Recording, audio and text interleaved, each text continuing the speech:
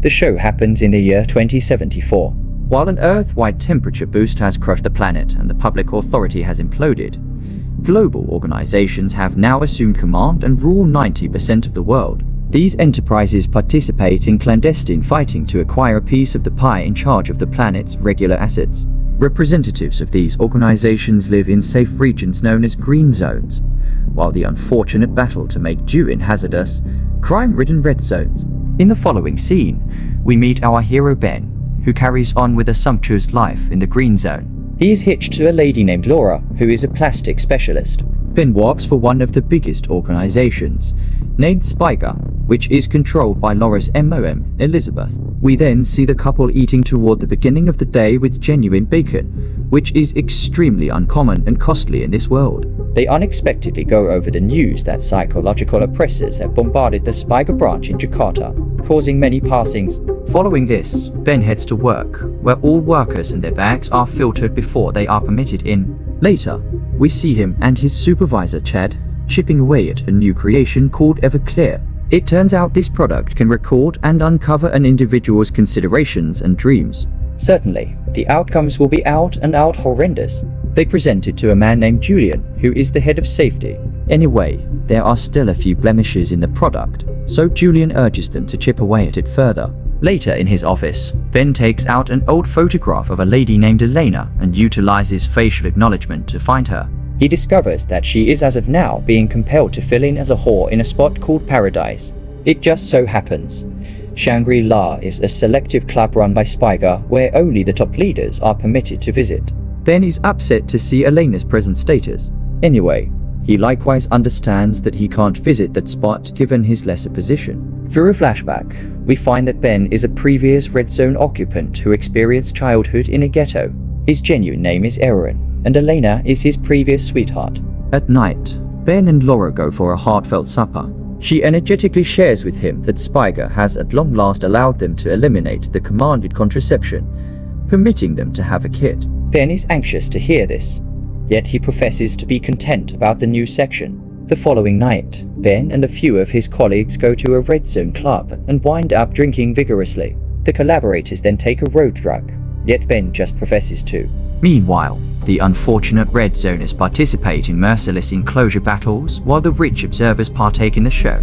Chad before long feels exceptionally debilitated because of the medications and goes to the bathroom. Ben goes with him to help, but while Chad is regurgitating, he secretly takes his blood sample. After that, he rides a bike to a rundown structure where he meets a man named Theo. He ends up being Elena's sibling, and Ben informs him that he has found her. The news overjoys Theo, and he asks where they can find her. Ben answers that he will require an advancement to turn into a high-level chief before he can meet her. Hearing this, Theo is stressed over him getting excessively profound into corporate life and cautions him to be cautious. The following morning, Ben visits his manager's office to discuss their development. During this, he furtively activates an anti-mob tech gadget known as the Whistler. This gadget produces sound waves that make queasiness people around. Thus, Chad begins to feel extremely wiped out and goes to the bathroom. This man is the least Chadly ESD Chad in all the land. Ben quickly takes advantage of this chance and uses the blood sample he took to get to private records on Chad's PC. He then downloads every one of them onto a little gadget before his supervisor returns. By the day's end, the workers are arranged to return home and examined once more. Anyway, Chad sets off the alert when the gadget containing secret documents is found in his pocket. He is promptly captured and brought before Julian, as taking such data beyond the organization is completely denied. Apparently, the consequences of his endeavored burglary will be desperate. Later, Elizabeth reports that Chad has been terminated for being a backstabber, leaving an opportunity in his position. Ben is relieved to hear this since, in such a case, he gets the advancement. He will actually want to at long last save Elena. The scene then moves to 12 years sooner, showing Ben's experience growing up. It turns out his dad was a protection specialist. During the serious environmental change storms, he confessed his obscure dealings to his son before sadly leaping off a rooftop. Ben then started residing in an exile camp where he met Elena and formed a close security. Anyway, one day she got sponsorship from her auntie, allowing her to leave the Red Zone. The two youngsters were isolated, but Ben vowed to find her sometime or another. As the days passed, He professed to be visually impaired and wore switch retinal scanner goggles he made himself. These goggles permitted him to duplicate others' sweeps and use them to get to machines for additional food. He continued to take food until he was found in the act by a man named Reed. Anyway, as opposed to rebuffing him, Reed was dazzled by the young man's ability and extended to him an employment opportunity to bring in more cash. Getting back to the present, Reed has assumed a new lifestyle as Jonathan Hendrick and functions as an HR official at Spiker. He is the main individual in the organization who knows Ben's actual personality. It is likewise uncovered that he was the one who assisted Ben with taking on his phony character and gained passage into the organization. Meanwhile, we see Julian gathering with Elizabeth to discuss Chad's misleading activities. He thinks that another person is behind this, as no one is sufficiently guileless to take classified documents and wander unreservedly.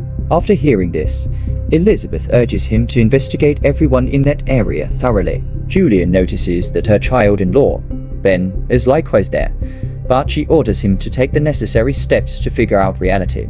Subsequently, Julian approaches Chad and ruthlessly tortures him to extract the truth. The unfortunate person wails and claims that he doesn't know anything about the gadget he was caught with.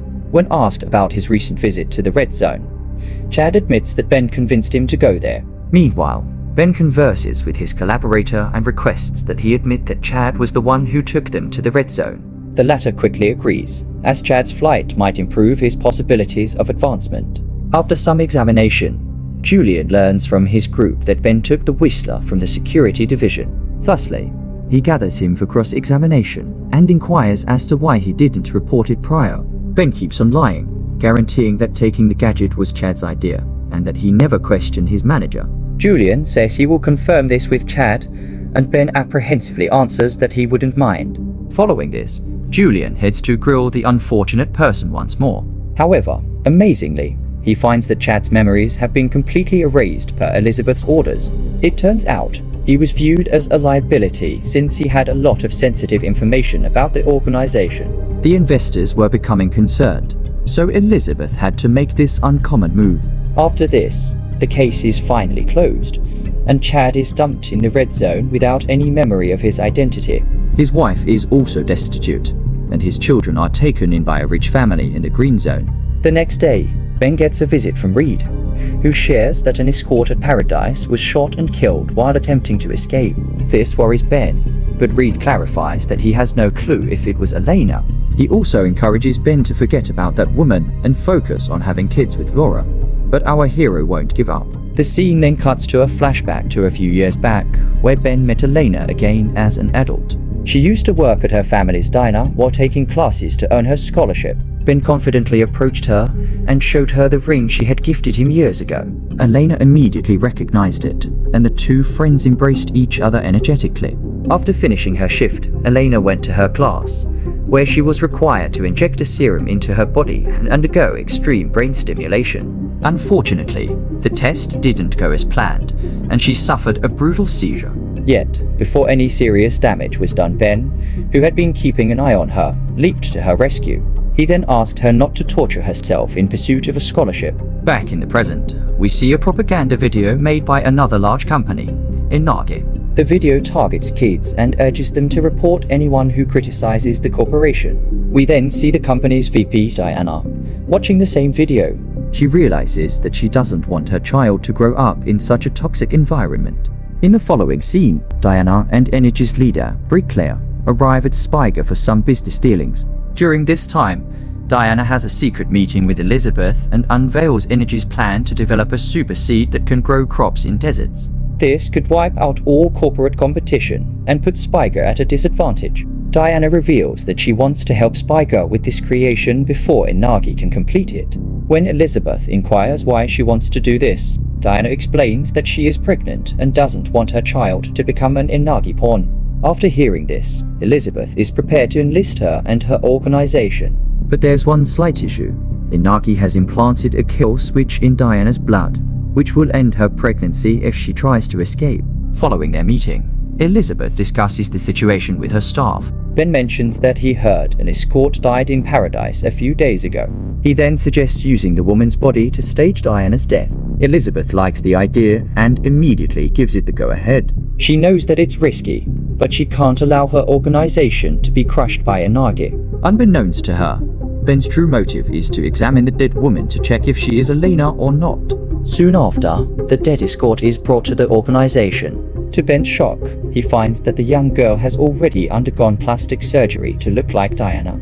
The next day, Diana and Brickley return to the organization for another meeting. During the presentation, she suddenly claims to have a heart attack. Ben rushes in with a defibrillator and tries to revive her, but without much success.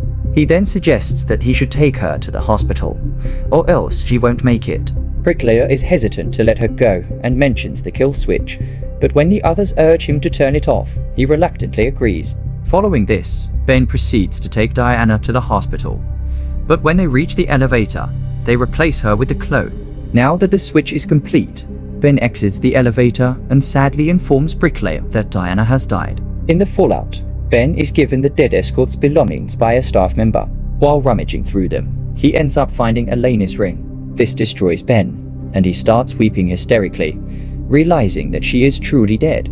We then see a flashback to when he took Elena to a secluded area for some cathartic screen therapy. After venting their frustrations, they finally summon the courage to kiss each other. Returning to the present, Ben returns home to Laura and informs her that he is abandoning the promotion. He explains that they are already doing well and that he wants to focus on having a child. Laura is thrilled to hear this, and they embrace each other. Shortly afterward, Ben meets with Theo and breaks the news of Elena's passing. He also gives him his sister's ring, which makes him cry. But moments later, Theo's DNA suddenly activates Elena's hidden video message. She is revealed to still be alive, and the dead escort was really her friend. Elena had given the ring to her, hoping she would pass it to Theo after her escape. She then reveals that her contract will soon expire and her bosses will erase her memories. Elena apologizes in advance to her brother if they meet again, and she doesn't remember him. After hearing this, the two men are emotional, but cheer that at least she's alive.